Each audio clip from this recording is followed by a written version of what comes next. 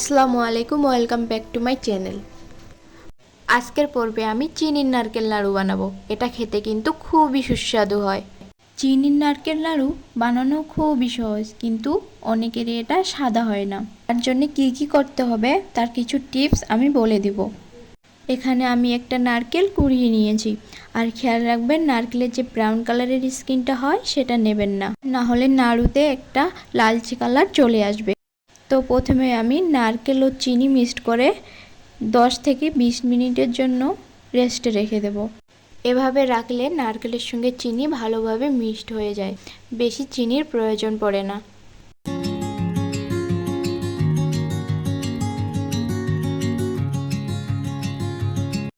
ফিরে আসছি 30 মিনিট পর। একটা নন স্টিক কড়াই গরম করে আমি নারকেল ও চিনি মিশ্রণটা দিয়ে দেব আর মাঝারি আঁচে নাড়তে থাকবো।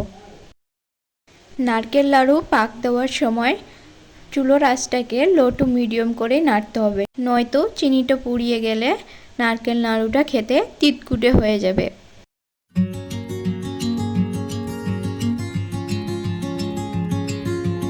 চার 5 মিনিট পর দেখতে পাবো চিনিটা গলতে শুরু করেছে। এই সময় দিয়ে দেব দুধ।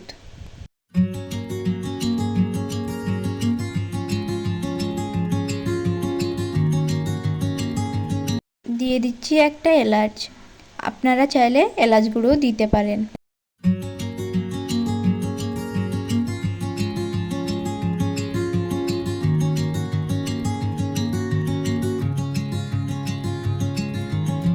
এবার দিয়ে দিচ্ছি ঘি।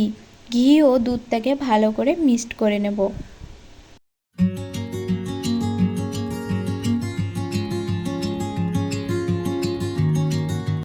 ঘিটা অ্যাড করার পর যখন মিশ্রণটা ঘন হয়ে গিয়ে এভাবে শুকিয়ে যাবে, তখন মিশ্রণটা একটা পাত্রে ঢেলে নিয়ে একটু ঠান্ডা করে নেব। হালকা একটু গরম অবস্থাতে হাতে তেল দিয়ে নাড়ুগুলো আমি তৈরি করে নেব। বেশি ঠান্ডা হয়ে গেলে নারকেলের পুরটা দলা বেঁধে যাবে, তখন নারকেল নাড়ু আর হবে না। আমি এখানে খানিকটা ড্রাই নারকেল কোড়া নিয়েছি। নাড়ু গোড়া হয়ে গেলে নাড়ুগুলো আমি এর মধ্যে রোল করে নিচ্ছি।